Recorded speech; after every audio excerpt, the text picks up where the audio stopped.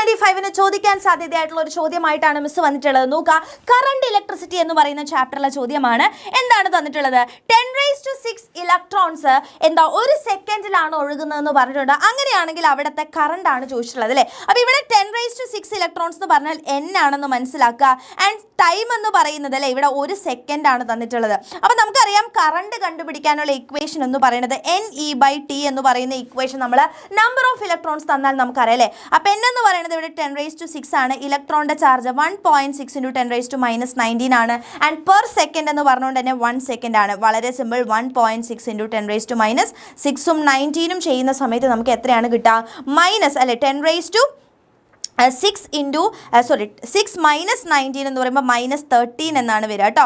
അപ്പോൾ 1.6 × 10⁻13 ആംപിയർ എന്ന് വരും. അതായത് ഓപ്ഷൻ ഇ ആണ് കറക്റ്റ് ആയിട്ടുള്ള ആൻസർ.